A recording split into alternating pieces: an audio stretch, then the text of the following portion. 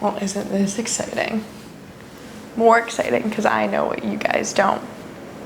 I'm Julie, and some of you might only know my name, some of you might know my face, some of you may have known me from high school, some of you are family members or current friends, some of you may have met me for a glimpse while I was traveling around the world, and some of you might have just stumbled upon my page and decided to give this a listen.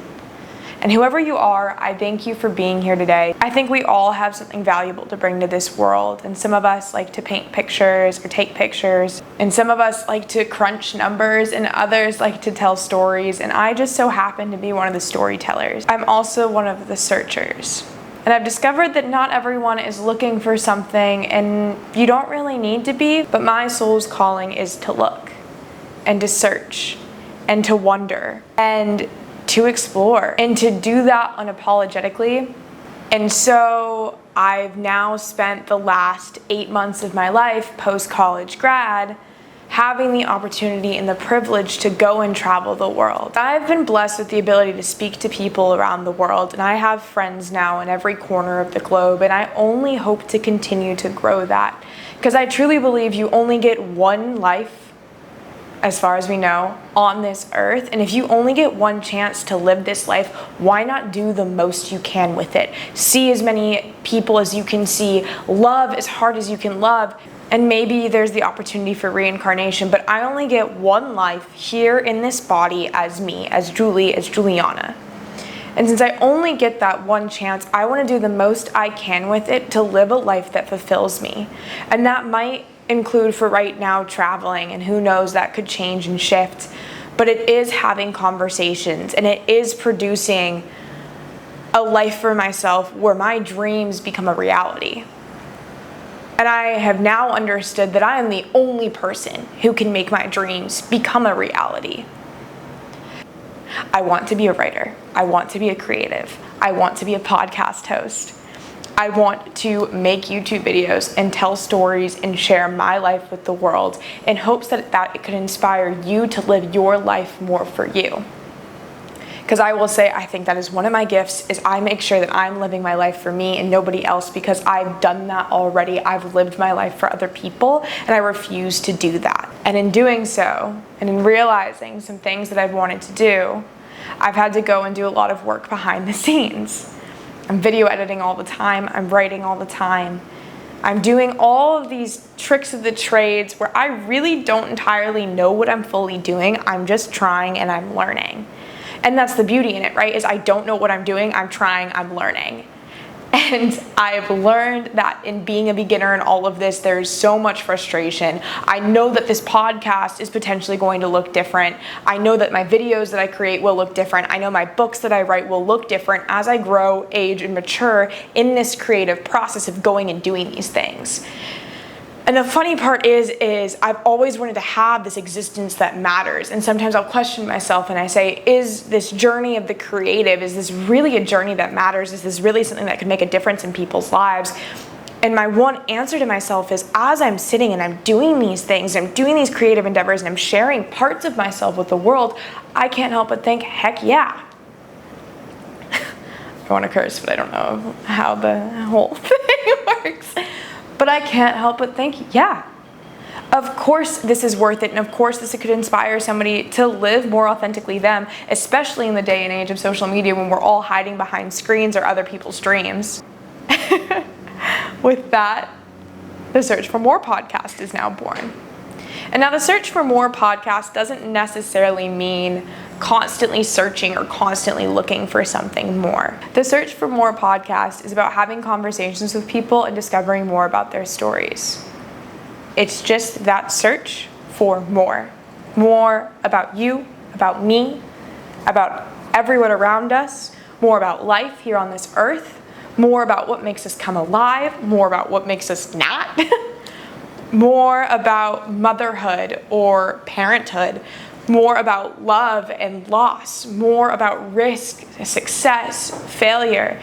It's that search just for more, to learn more about all these things, because that's a gift that we get as humans, is to learn, because there's no definitive answer to anything. If anyone tells you there's a definitive truth to whatever, it's not necessarily true at all in itself. Even what I'm saying isn't.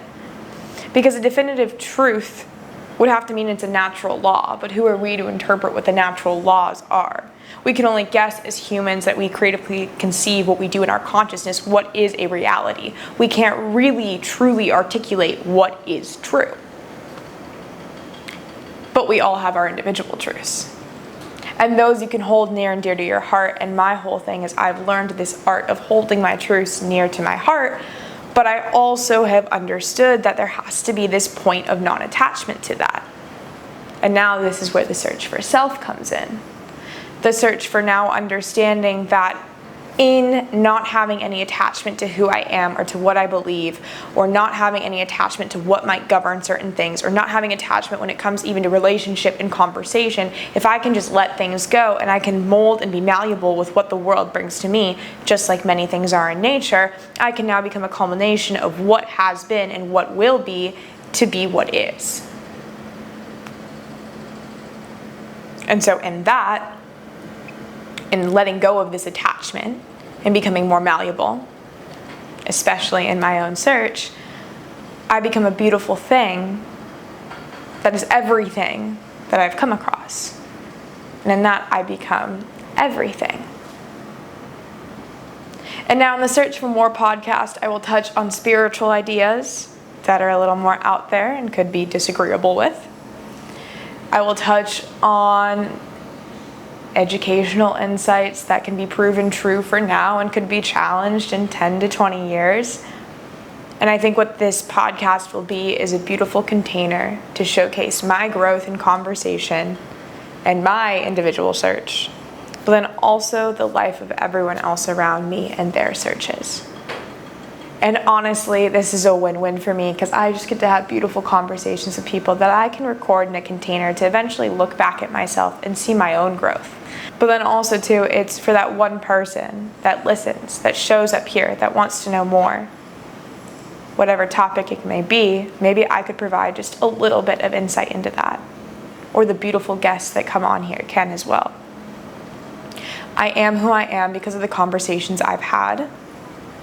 And if I can share just a little bit of that with the world, maybe we can help make the world a better place. And I'm not saying I'm a perfect human. Most days I'm far from it. But I would like to think that I'm a good person. And I think the world needs more good people who are protecting not only themselves, but others around them. I can't make the world by itself a better place, but I can start one by one by hoping to instill reflection in each and every one of you, if that so be your path. I think that is a lot of the journey of a writer, is to hope to create worlds or reflections for other people to potentially go deeper into themselves and where they didn't think they could go before. I have the most amount of imposter syndrome coming up here in front of a camera and a microphone and talking to you about different things I've learned in life. And I do already know that I am far from knowing everything. Very, very far from knowing everything. I've actually learned that the more you learn about things, the less you end up knowing about things. But I will say, because I can validly and blatantly admit that I don't know anything, let alone everything, I think there's a beauty to that. This is the scariest thing for me to go and do, because now as I take one step closer to my dreams, it means that it leaves how it safely lives in my head, and it's now coming across in reality, which now means it has the chance for human hands to kind of put their touch on it, which could be a beautiful thing of growth, and I hope it will. But it also means that as the dream begins to manifest itself and mold itself into reality, it's no longer something that lives in your configurative imagination. It's now a product of creation, and to see that come into fruition is such a beautiful thing. But there's also a lot of fear attached to it, because now that it's not safely in my head, I can't protect it in my head.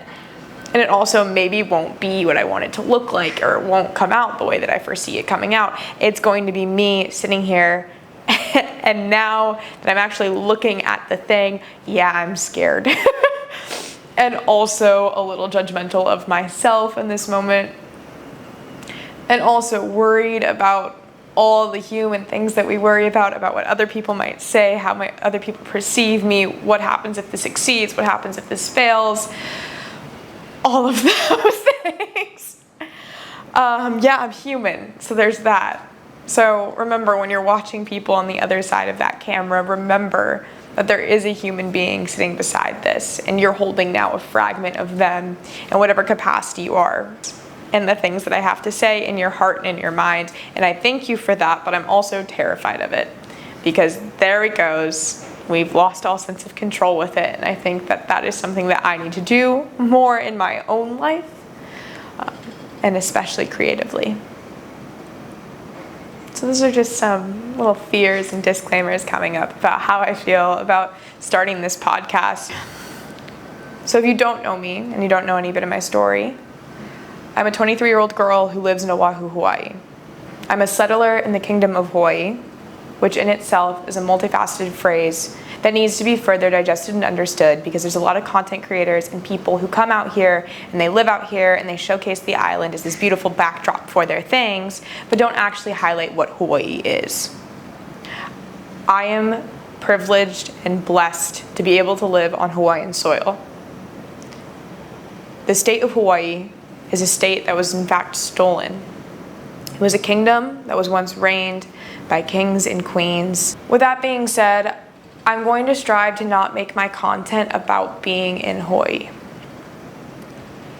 I feel like plenty of people go and they try to showcase the beautiful places without talking about the culture or the place itself, or they can neglect the people or the locals that live there, and that is never my goal, is to try and showcase beautiful things without the horrific stories that lie behind the beautiful things. And I think that's the paradox of humanity, is no matter how beautiful, there's always something ugly behind it. So with that being said, I am a settler in the Kingdom of Hawaii. I've lived here full time for the past 2.5 years, and I'm so grateful for my opportunity to live here. I will always accredit Hawaii for part of who I am today, for valuing that there is so much more to life than just trying to attain or to compete with my neighbor. Now, with that being said, I've lived in Hawaii for the past 2.5 years. I attended the University of Hawaii at Manoa, and I'm a business entrepreneurship student. I graduated with a degree in business entrepreneurship while also starting my own business. When I graduated in May, I hit this wall where I had to really question what I wanted out of life. So I had initially traveled to Tahiti. I kind of checked out for a bit. I didn't really have any progress on any of my projects, but I got to do a lot of internal searching to really figure out what makes me excited and what I want to show up for, and a lot of that ended up being related to writing and talking, which has always been a very root thing within me since I was a child. So I think to give space to something that I used to creatively do as a child is such a beautiful gift to myself. But yeah, so I'd come back from Tahiti. I got to spend about a month in Hawaii, where I was working on some projects that kind of ended up coming to a halt. And then I got invited to go and nanny in Europe. And that was just a pure serendipitous situation where a family I used to babysit for asked me if I wanted to travel with them to Europe for a wedding they had to attend and go and help with their kids. And it was a beautiful and incredible opportunity that I, of course, said yes to. And since I was already in Europe coming in from Hawaii, I had decided to stay there. And I had backpacked across Europe. I spent time in France, Italy, Germany, Spain, Belgium. And it was incredible. And it also was really tough. And I learned so much about myself and the world around me. And I also learned how to let go to any ideas or constructs that I've had of myself, because those couldn't exist in the places I was present in. I was a different person in each place that I was, and I think I was discovering different qualities to me. But I had to be okay with learning and adjusting and letting go. Whether it was when I was in Sicily in a small village with my ancestors and my grandparents' family, which is my family, where I was the family daughter, the family granddaughter in this case, to moving to that role of who I was when I was living on a boat for a week, to moving to the role of being the surfer girl in the Canary Islands, to the backpacker who lived in a van with a very incredible friend in Germany, I had to be so many different roles, and I got to learn so many different things of what I do and don't want to do. I then also got to spend some time in Costa Rica, and I went to a yoga teacher training, and so now I'm a 200-hour certified yoga teacher. And then I came back to Hawaii, and I've gotten now to kind of sit with myself for the last couple weeks and figure out how to synthesize this into now something creative, and how to provide snippets of this experience to other people who might not be able to go and obtain this experience, but to kind of show them through my eyes what life is like. I'm searching for connection with you, with myself, with the world around me, with the people around me. And I think that is something I will always be deeply searching for, and something I hope I can always provide to the world. Because I think a lot of us can feel super alone in the ways that we conceive our own existences. And I hope in this space and having conversations with people about the human existence and experience, you can see that you're not alone in also what you want or how you've thought, but you're just not that different than any of the other 7 billion people on this planet. I'm just a human trying to create what I want in this world. And this is what I want for now, and it could change and adjust. But it is a project I'm really excited about. And I thank you, if you've listened this far, for being here. And I hope that I can help you a little bit with your search. Until next time.